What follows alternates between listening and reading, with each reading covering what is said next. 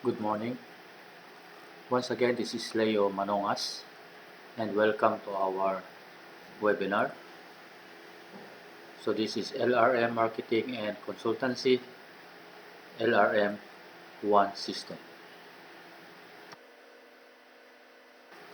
Sa video na ito ay ipapakita po namin sa inyo o ipapakita ko sa inyo kung ano-ano ang mga negosyo na pwede ninyong pasukin o simulan at pwede po nating i-integrate doon sa ating LRM One System.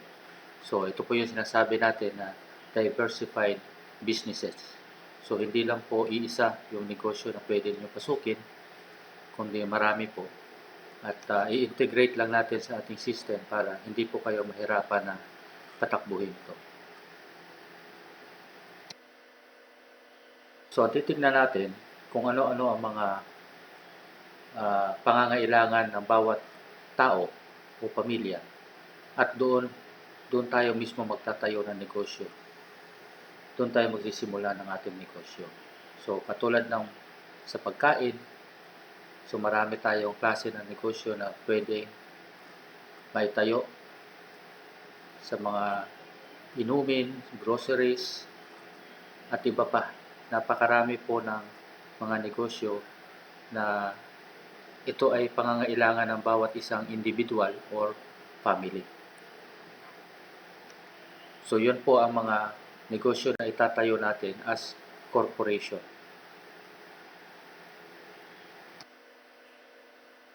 So lahat ng iyong pangangailangan ay pwede natin gawing negosyo online para kumita ka. So sabi ko nga, huwag kayong magtatayo ng negosyo na ang product or services na dadalhin ninyo ay hindi nyo naman kailangan. Dapat kayo mismo, kailangan nyo yung product na yon or yung services na yon para kayo mismo ay ang siyang number one na patron na magpapatronize ng inyong negosyo. Kayo ang number one customer ng inyong negosyo. Capital natin sa ating mga korporasyon na itatayo, kasi iba-ibang korporasyon yan. So bawat korporasyon na merong 15 na incorporators, iba-iba yan. So isang korporasyon, ibang mga tao yung incorporators. Sa isang korporasyon naman, ibang mga tao rin. Hindi po pwedeng pare-pareho. Sinadya po natin yan para dumami yung ating tinatawag na mga business associates. Kasi yung mga incorporators, yun yung automatic mga business associates natin or tinatawag natin na captured market. So ang bawat korporasyon ay magkakaroon ng authorized capital na i-declare natin sa Securities and Exchange Commission amounting to 240,000 pesos.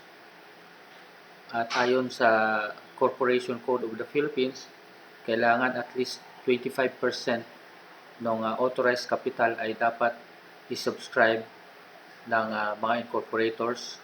So, meron tayong 60,000 pesos na subscribe and paid up capital na i-divide naman sa 15 incorporators. So, bawat isa ay magkakaroon lang ng 4,000 pesos na capitalization. So, napakaliit ng capital na kailangan nating iambag sa ating korporasyon. So, yung 4,000 na yan, capital mo yan sa isang korporasyon kung saan ka incorporator. Pero, dahil nga meron tayong profit sharing program, ay magkakaroon ka ng share sa lahat ng kita natin or profit natin sa lahat ng korporasyon na ating itatayo.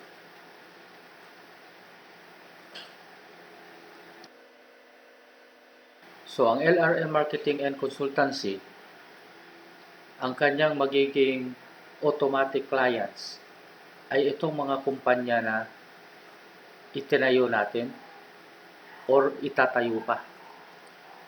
So, lahat ng kumpanya na yan na nakikita ninyo, pati na yung mga franchise businesses natin, ay client niya. Sapagkat ang lahat ng mga kumpanyang yan ay nangangailangan ng mga bookkeeper, yung hahawak, mga accountant na hahawak ng kanilang libro.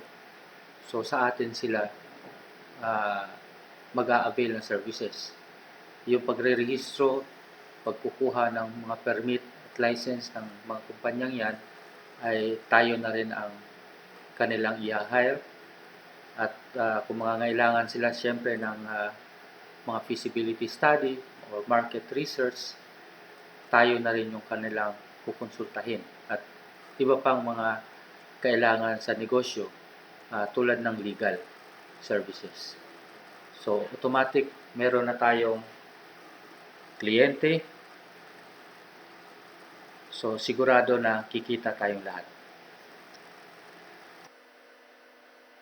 Ang manpower services naman natin, ganun din, lahat ng kumpanya na ating itinayo o korporasyon na ating itatayo pa ay kanyang magiging kliyente automatically, sapagkat lahat ng kumpanyang yan ay nangangailangan ng mga trabahante.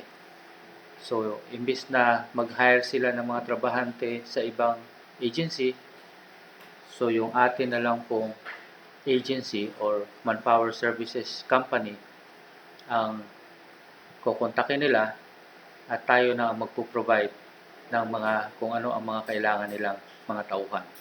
And of course, yung mga business associates natin, yung mga incorporators, siyempre, mangangailangan sila ng mangailangan sila ng mga personal driver, ng mga kasambahay, or mga caregiver ng mga elderly nila or mga may sakit. So, tayo na rin po ang magpo-provide noon. So, meron na tayong automatic market or clients sa ating manpower services. So, kikita po tayo dyan. Lahat tayo kikita sa manpower services sapagkat meron tayong tinatawag na profit sharing program. Yung ating trading naman, ganun din, lahat ng kumpanya ang siyang magiging market or client niya, sapagkat lahat ng yan ay mangangailangan ng mga supply like office supplies, office equipment, like computer, printer, mga office table, office chairs. So tayo, ang ating trading company, ang mag-provide or magsusupply ng lahat ng kanilang mga pangangailangan. So yung ating freight services, yung ating cargo forwarding business, lahat din ng ating mga company ang siyang magiging kliyente nila or kliyente natin, sapagkat lahat naman ng company natin ay kailangan na magdi-deliver ng kanilang mga goods. So, tayo na ang magdi-deliver. Maging sa ating mga business associates or yung mga incorporators natin, yung mga personal na pangangailangan nila, tayo na ang magpipick up at magdi-deliver ng door to door. So, automatic, magkakaroon din tayo ng income sa freight services at sa lahat ng mga kumpanyang ito. Kahit na sabihin natin sa isang kumpanya ka lang nangapital, pero sa lahat ng kumpanyang ito na binabanggit natin ay magkakaroon ka ng profit share.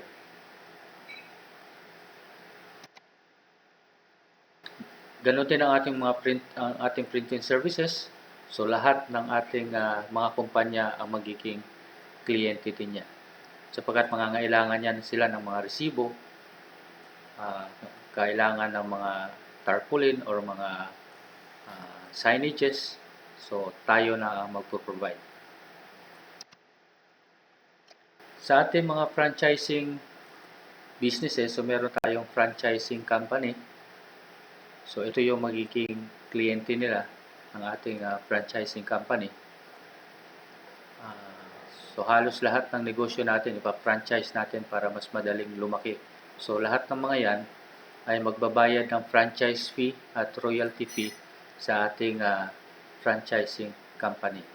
At yung mga franchise businesses natin, ang kliyente naman nila ay automatically yung ating mga business associates or yung ating mga incorporators. So lahat ng pangangailangan nila pwede na nating i-provide sapagkat nagtayo tayo ng mga korporasyon o negosyo sa kung ano ang pangangailangan ng bawat isa.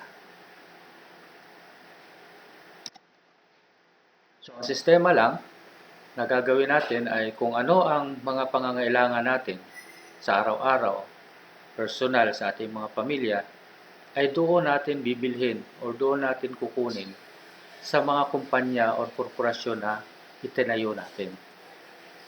Hindi po pwedeng hindi tayo patronize ng ating mga product or services. Kasi, halimbawa, meron kang convenience store, hindi naman po pwedeng doon ka sa iba mag-grocery. Meron kang sariling convenience store. Or meron kang may sarili tayong bake shop, pero doon ka bumibili ng tinapay sa ibang bakery. So, hindi po pwede yun. So, dapat doon tayo bumili ng anumang pangangailangan natin sa mga kumpanya na ating itinayo. At sa pamamagitan yan ay kikita yung mga kumpanya natin at makakaipon ng points na siya namang magpapatakbo ng system natin para proportionately ay ma-distribute yung income sa bawat isa ng mga incorporators or stockholder. So yan po ang ating system at ini-invite ko pong lahat na pag-aralan ito ng mabuti, panoorin ninyo, pakinggan ninyo ng paulit-ulit at intindihin ninyo, at kung may mga katanungan kayo ay mag-comment lang kayo o kaya mag-message, i-PM nyo lang ako. Pwede nyo ako i-PM para masagot natin yung mga katanungan ninyo. At meron din tayo mga i-schedule na mga business meetings online. So, madali na lang po sa atin yan.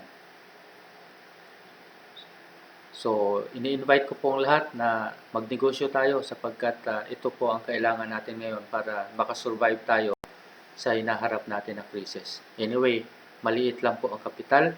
Kayang-kaya nyo po yan. 4,000 pesos lang. Napakaliit po niyan.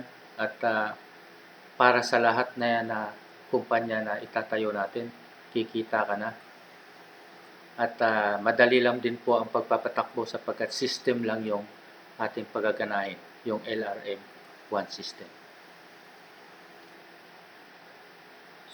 So maraming salamat po and good luck sa ating lahat.